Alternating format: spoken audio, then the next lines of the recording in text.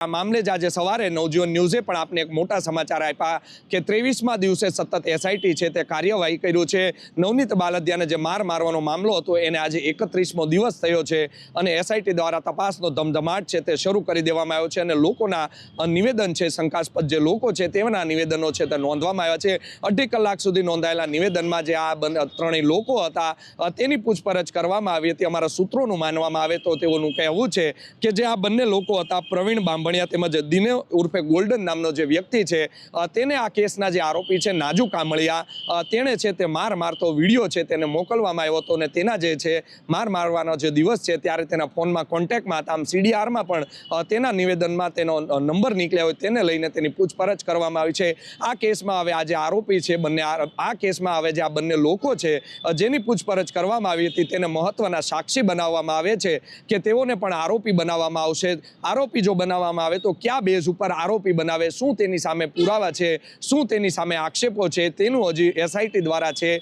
તે કોઈ માહિતી છે તે સત્તાવાર રીતે આપવામાં નથી આવી। જ્યારે એસઆઈટી આ માહિતી આપશે ત્યારે તે પણ વિગત છે તે નવજીવન ન્યૂઝ છે તે પળે પળના અપડેટ આપને આપતા રહેશે। જોવું રહ્યું આગામી સમયમાં હવે એસઆઈટી દ્વારા જે 15મો આરોપી છે નવજીવન ન્યૂઝને જે એક્સક્લુઝિવ સમાચાર મળી રહ્યા છે પાતુ ભાદરકા નામનો જે વ્યક્તિ છે તેણે મહુવા કોર્ટમાં આગોતરા જામીન અરજી કરી છે। તેની 30 તારીખે સુનાવણી થવાની છે એટલે કે 15મો આરોપી આ કેસમાં બની ચૂક્યા છે। અત્યાર સુધીમાં જે 14 લોકોની ધરપકડ કરવામાં આવી છે તેમાં જો વાત કરવામાં આવે તો નાજુ કામળિયા, રાજુ ભમ્મર, આતુ ભમ્મર, વિરેન્દ્રસિંહ પરમાર, સતીશ વનાળિયા, ભાવેશ શેલાણા, પંકજ મેર, વીરુ શેરડા આ 8 આરોપી છે તેને બગદાણા પોલીસ દ્વારા પકડવામાં આવ્યા હતા અને ત્યારબાદ 5 તારીખે એસઆઈટીની નિમણૂક કરી દીધા બાદ એસઆઈટીએ પણ 6 લોકોની ધરપકડ કરી છે।